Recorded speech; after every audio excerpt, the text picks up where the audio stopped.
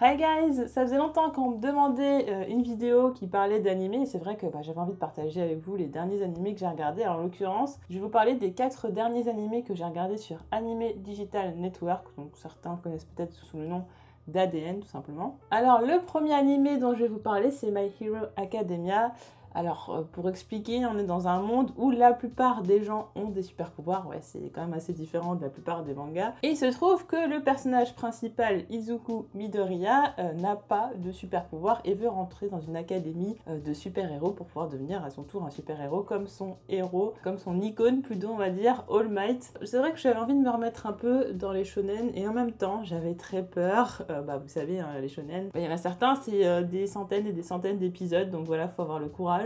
Faut avoir le temps et il faut être complètement investi et je me suis dit ouais je suis pas tentée de retourner dans un truc aussi long. Alors après bon ça se trouve ça va peut-être durer des millénaires et tout, mais je trouve qu'en tout cas c'est très dynamique. Alors j'ai pas du tout lu le manga, alors je sais que des fois j'hésite, est-ce que je vais lire le manga, est-ce que je vais continuer sur l'animé, j'ai hésité un petit peu, mais pour le coup je sais pas, j'aime beaucoup la dynamique de l'animé, je trouve riche en émotions, je trouve très rythmé, je me suis jamais ennuyée, j'avais peur de ça un petit peu comme un peu les épisodes de Naruto, c'est-à-dire l'histoire elle avance et tous les 2 épisodes, on a un flashback, voilà, retour en arrière sur tel personnage qu'on reverra plus dans 2 épisodes ou un truc comme ça. Et ça, c'est un truc qui m'énervait atrocement et que je ne voulais plus jamais revoir. Heureusement, il n'y a pas ça. Il se passe beaucoup de choses, ça va relativement vite. C'est vraiment un flot d'émotions, d'action et tout ça. Je trouve que les combats sont vraiment très intéressants. En plus, ils sont pas toujours les mêmes. Il n'y a pas Kizuku, donc, qui est appelé Deku dans l'animé, qui est être au centre de l'attention parce qu'il y a d'autres élèves et tout ça. Et ce qui est bien, c'est qu'on voit évoluer les personnages au fur et à mesure du temps, comment ils apprennent à utiliser leur pouvoir et tout ça, donc il y a une espèce de level up chez chaque personnage que je trouve assez cool. On arrive à s'intéresser de façon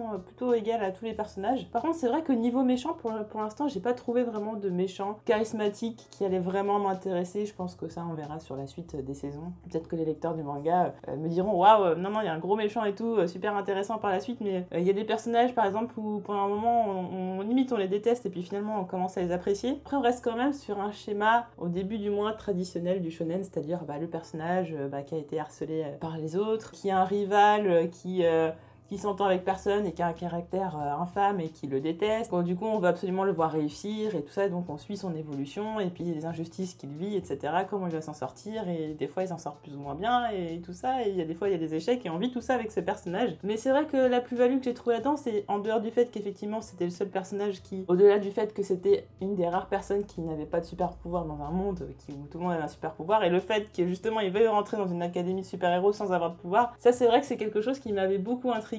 Après, ce que j'aime beaucoup, c'est cette relation avec All Might. J'ai pas spoilé, mais c'est vraiment une relation un peu paternelle et tout ça qui est vraiment très intéressante et qui donne encore plus d'émotions. Si vous êtes peut-être un peu fâché avec les shonen, je pense que c'est un animé qui vous réconciliera avec. En tout cas, je suis complètement conquise. Alors, le prochain animé dont je vais vous parler, j'en ai déjà parlé sur ma chaîne, donc je vais faire ça de façon très succincte. De toute façon, je vous ferai la review de cette saison 2. Donc, de Fruits Basket. Fruits Basket, le manga, je vous ai dit, je l'ai lu plusieurs fois. Il y avait un premier animé qui avait été fait il y a quelques années, il y a un petit moment de ça. Ils ont refait un animé, donc avec les technologies d'aujourd'hui, tout ça, donc voilà, la différence visuelle est incroyable. Il n'y a pas que visuellement que ça a changé, tout est traité d'une façon différente et tout ça, on sent vraiment la patte en fait de l'animé très clairement, c'est-à-dire qu'on pousse jusqu'au bout l'émotion, la douceur, et en même temps je trouve que c'était une critique que j'avais fait par rapport justement à la première saison par rapport à l'animé d'avant. J'avais du mal à retranscrire le côté un peu humoristique du manga et du coup aussi de l'animé d'avant qui faisait ça très bien, et dans cette saison 2 ils ont réussi à l'incrémenter. En tout cas, Fruits Basket, c'est l'histoire de Toru Honda qui est une lycéenne en fait qui se retrouve sans domicile parce qu'elle a perdu sa mère. Elle va finir par habiter avec la famille Soma, et en fait la particularité de ces personnes de cette famille, c'est qu'il y en a qui se transforment en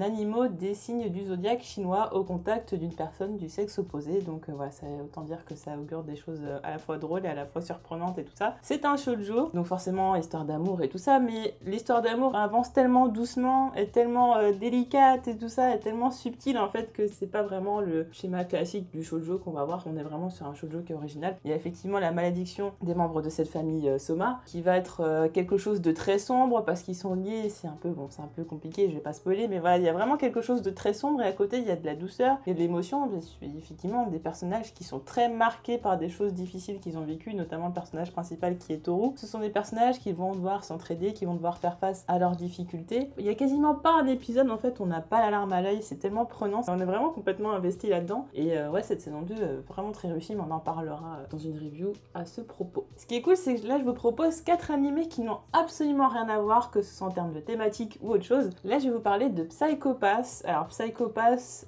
c'était une grosse surprise. Alors, je sais qu'on m'en avait parlé il y a quelques années, on m'avait conseillé, et puis j'avais un peu oublié. Et en l'occurrence, je cherchais vraiment un animé qui, après Death Note, me fasse retourner dans le côté criminalité, tout ça, mais je me suis dit vraiment un côté animé, ça peut être sympa. Autant le côté criminalité et tout ça en série, ça m'a un peu blasé très clairement. Et en animé, je sais qu'on peut aller loin, on peut aller dans des choses complètement farfelues et tout ça. Je me suis dit bon bah on va voir, et c'est vrai que depuis Death Note, c'est quelque chose qui me manquait. Du coup, je me suis lancée dans Psycho Pass. Alors Psycho Pass, alors en fait, on est dans un futur dystopique, et dans ce futur, en fait, il est possible de mesurer le quota de criminalité, en fait, c'est-à-dire son aptitude à pouvoir causer un crime, va arrêter les gens avant même qu'ils commettent un crime. Bah, autant vous dire que forcément ça peut occasionner des dérives, parce qu'en fait on va arrêter des gens qui n'ont encore rien fait, et en l'occurrence ça pose beaucoup de problématiques, parce que certaines personnes ont un gros quotient de criminalité, mais en fait ça peut venir tout simplement d'un événement traumatisant, parce que par exemple ils ont eux-mêmes été victimes d'une attaque, enfin peut-être ils ont vu un meurtre et tout ça devant leurs yeux, quelqu'un de leur famille qui est mort ou quoi que ce soit, et du coup ça peut occasionner effectivement le fait que leur quotient de criminalité puisse augmenter. Donc il y a un côté ouais, en fait c'est la faute des gens qui les ont engrainés là-dedans, enfin voilà, c'est un peu compliqué au niveau éthique, et du coup on va beaucoup jouer sur l'ambiguïté entre les deux, sur est-ce que c'est juste ou est-ce que c'est pas juste au final, et tout ça pour créer un monde sans criminels, qui soit parfait et tout ça. Donc on sait de toute façon, dès que ça traite de futur dystopique, que de toute façon il y a des dérives, et que c'est pas du tout quelque chose de souhaitable en soi. Mais c'est intéressant parce que oui, au début on va être avec une enquête par épisode, en tout cas parce que moi j'ai vu pour l'instant la saison 1, il y a plusieurs saisons, il y a des films et tout ça, et ça je vais le regarder par la suite. Au début on est sur une enquête par épisode, et puis ensuite on va être sur une chasse à l'homme, et c'est vrai que la chasse à l'homme c'est quelque chose qui me manquait depuis Death Note. Bon, c'est terriblement réussi, c'est incroyable, c'est merveilleux. Et du coup j'avais besoin de ça, mais par contre c'est vrai qu'il faut avoir le cœur bien accroché, parce que les crimes qui sont causés, autant c'est très malsain et c'est gore en même temps, mais c'est surtout très malsain. Il y a des trucs, je pensais jamais voir ça de ma vie en fait, j'étais tellement choquée, je me suis dit waouh. Et c'est là où on se dit, c'est vrai que c'est pas possible dans une série live en tout cas de voir ce genre de choses, et c'est là où on se dit les animés ça peut aller tellement plus loin. J'étais un petit peu déçue par la fin de saison, alors que j'ai beaucoup apprécié la saison, parce que il y a des révélations tout ça, c'est intéressant d'un certain point de vue. C'est vraiment une série qui serait intéressante à analyser. Il faudrait que je regarde à nouveau la saison 1 et je regarde les prochaines saisons, et ça fait aussi super peur, parce qu'on se dit est-ce qu'on va tendre vers un monde comme ça en fait, où effectivement les gens peuvent se faire arrêter avant même d'avoir commis quelque chose, et pour prévenir, pour protéger la société, est-ce qu'au final trop vouloir protéger, on empêche les gens d'être heureux, d'être humains tout simplement. Une justice omniprésente et tout ça, c'est spécial. Donc du coup on suit toute une équipe qui travaille là-dessus, c'est-à-dire à repérer et appréhender donc toutes les personnes qui ont un quotient de criminalité plus élevé qu'un certain nombre, tout simplement. Donc ça se passe pas toujours très bien. Dans cette saison 1, je trouvais que ça manquait un petit peu justement d'introspection, par rapport aux personnages. Mais après voilà, la thématique est très intéressante, les questions que ça pose sont très intéressantes, ça met mal à l'aise, et on a envie de savoir comment va se finir ce jeu du chat et la souris, et non, c'est vraiment une bonne découverte. Enfin, je vais vous parler de nourriture. Bon, vous me connaissez, la nourriture et moi, c'est une grande histoire d'amour, voilà. Du coup, je vais vous parler de Food Wars. Pareil, j'ai vu pour l'instant que la première saison. Food Wars, donc, c'est l'histoire de Soma Yukihira qui veut devenir par la suite chef cuisinier du restaurant familial. Sauf que le petit papa, il dit, attends, ça va pas se passer comme ça, tu crois pas quand même que tu vas devenir chef cuistot comme ça dans mon restaurant sans suer, comme pas possible. Donc du coup, ce qu'il fait, c'est qu'il va envoyer son fils dans une académie où seuls 10% des élèves arrivent à être diplômés. Enfin, par contre, c'est vraiment l'élite de l'élite de l'élite de l'académie de cuisine, quoi. On est vraiment sur le truc du top, du top, du top. C'est forcément très difficile, il y a des gens forcément très doués, et donc il y a une pression d'en faire. Donc dès le début, on sait que ça va pas rigoler. Et lui, il a un peu un caractère en mode ouais, de toute façon, je me suis entraîné des années dans mon resto familial, donc voilà, ça va rouler. On a l'impression d'avoir une espèce de second Saitama, mais cette fois en version compétition cuisine, donc j'ai hâte de voir comment ça va évoluer par la suite, mais qui est très détente et tout, qui lui se prend pas la tête alors que tout le monde est super stressé. Il y a un peu l'élite et tout de l'académie, donc ça se la pète un peu. Lui il est en mode attends, qu'est-ce que vous avez vous? Enfin voilà, moi j'arrive tranquille. Enfin voilà, j'ai pas de tout le monde et tout ça, mais c'est une série qui est drôle et puis un côté décalé parce que effectivement quand ils vont faire des compétitions de cuisine, on a l'impression d'être dans un shonen, c'est-à-dire qu'on par exemple les couteaux, bah ça va devenir des épées, des choses comme ça. Puis il y a le côté aussi très drôle, c'est que on donne un côté érotique, c'est-à-dire que quand les gens vont goûter des plats extrêmement bons, bon bah tout d'un coup ils se retrouvent à poil, puis à faire des bruits de hentai tout simplement. D'ailleurs il y a un running gag où il y a Soma qui essaye tout le temps de faire goûter son plat immonde à base de poulpe, alors du coup ça donne un espèce de truc tentaculaire. Comme je vous ai dit, les gens ils sont un peu à poil et tout, c'est un peu érotique, et puis là tout d'un coup on a des petites tentacules qui arrivent autour des jambes des gens, enfin vous voyez le délire, mais ça reste quand même pour tout public. Le côté érotique c'est vraiment pour l'humour, pour le clin d'œil, et ça s'arrête là quoi. Il y a vraiment un côté complètement absurde, complètement abusé qui est très drôle dans cet animé. Après bon, le personnage principal, je peux pas dire que je suis forcément trop attachée,